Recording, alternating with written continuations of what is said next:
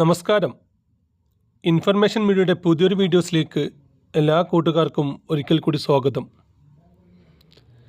സ്ത്രീ സുരക്ഷാ പെൻഷൻ അപേക്ഷ സമർപ്പിച്ച ആളുകൾക്ക് കാത്തിരിപ്പ് അവസാനിക്കുകയാണ്. മാർച്ച് മാസത്തിലെ പെൻഷൻ വിതരണം തുടങ്ങുകയാണ്. ഇന്നും ഇന്നലെയുമായി ഇതിൻ്റെ അടങ്ങിയ ഫോൺ സന്ദേശം പല ആളുകൾക്കും ലഭിച്ചിട്ടുണ്ട്. ആർക്കെല്ലാമായിരിക്കും ഈ ഒരു മാർച്ച് മാസത്തിൽ 1000 രൂപ പെൻഷൻ ലഭിക്കുക, അവരുടെയെല്ലാം അപേക്ഷകളാണിപ്പോൾ അപ്രൂവലായത് എന്നതിനെക്കുറിച്ചുമെല്ലാം വളരെ വിശദമായി നോക്കാം. അതിനു മുന്നോടിയായി ഇൻഫർമേഷൻ മീഡിയയുടെ വീഡിയോസ് നിങ്ങൾ ആദ്യമായിട്ടാണ് കാണുന്നതെങ്കിൽ ചാനൽ സബ്സ്ക്രൈബ് ചെയ്യാൻ മറക്കരുത്. നമ്മുടെ ഈ ചാനൽ ഒരു തരത്തിലുള്ള മതപരമായ കാര്യങ്ങളോ രാഷ്ട്രീയപരമായ കാര്യങ്ങളൊന്നും വരുന്നതല്ല. ഗവൺമെൻറ്റിൽ നിന്നും ലഭിക്കുന്ന സേവനങ്ങൾ, ആനുകൂല്യങ്ങൾ, അറിയിപ്പുകൾ എന്നിവയെക്കുറിച്ച് മാത്രമായിരിക്കും വീഡിയോസുകൾ വരുന്നത്. ശ്രദ്ധിക്കുക, ഗവൺമെൻറ് സേവനങ്ങളും അറിയിപ്പുകളും എപ്പോൾ വേണമെങ്കിലും പുതിയ മാറ്റങ്ങൾ വരാം.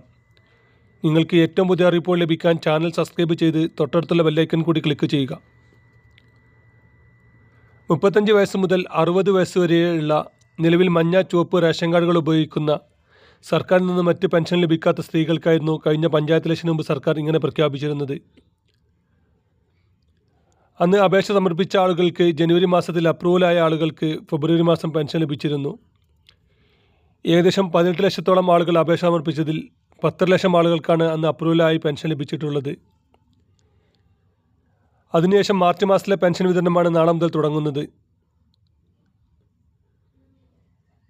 നമ്മൾ അപേക്ഷ സമർപ്പിച്ചതിന് ശേഷം ഒരുപാട് അപ്ഡേറ്റുകൾ അതിൽ വരുത്തിയിരുന്നു. ചില ആളുകൾ അത് റിജക്റ്റ് ആയിരുന്നു. അങ്ങനെ റിജക്റ്റ് ആയ ആളുകൾ അത് കറക്റ്റ് ചെയ്ത് വീണ്ടും അപേക്ഷ സമർപ്പിച്ചിരുന്നു. ഇങ്ങനെയെല്ലാം അപേക്ഷ സമർപ്പിച്ച ആളുകൾക്ക് സ്മാർട്ടിൽ അത് അപേക്ഷ സമർപ്പിച്ച ആളുകൾക്ക് സേവന വെബ്സൈറ്റിൽ അത് അപ്രൂവലായി ഇപ്പോൾ കാണുന്നുണ്ട്. അങ്ങനെ അപ്രൂവലായ ആളുകൾക്കാണ് പെൻഷൻ ഈ 2 ദിവസം കഴിഞ്ഞാൽ ലഭിക്കുക.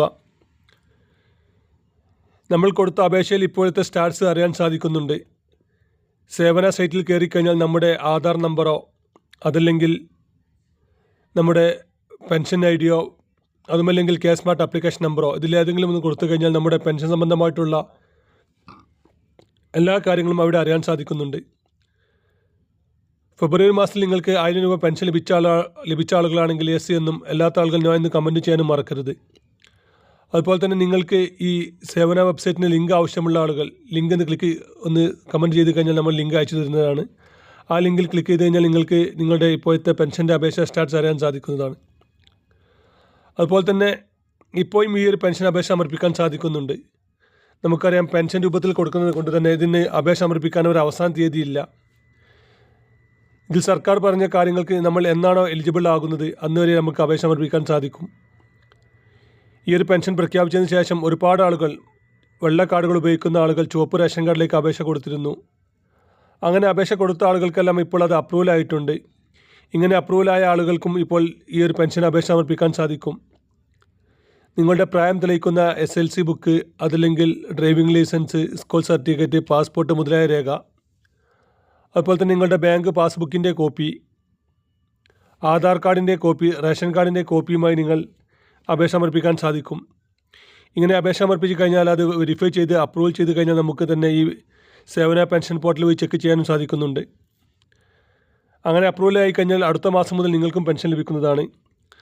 ഇപ്പോഴത്തെ കണക്കനുസരിച്ച് ഏകദേശം 19 ലക്ഷത്തോളം ആളുകളാണ് അപേക്ഷ സമർപ്പിച്ചിട്ടുള്ളത്. അതിൽ 17 ലക്ഷം ആളുകളുടെയും അപേക്ഷ അപ്രൂവലായിട്ടുണ്ട്. നിങ്ങളുടെ അപേക്ഷ അപ്രൂവലായോ എന്നും ഒന്ന് കമൻറ്റ് ചെയ്യുക. വീഡിയോ ഇഷ്ടപ്പെട്ടെന്ന് കരുതുന്നു. ഇതുപോലത്തെ ചെറിയ ചെറിയ ഇൻഫർമേഷൻ വീഡിയോകൾക്ക് വേണ്ടി ചാനൽ സബ്സ്ക്രൈബ് ചെയ്തിട്ട് കൂട്ടുകാരിലേക്ക് ഷെയർ ചെയ്ത് കൊടുക്കുക.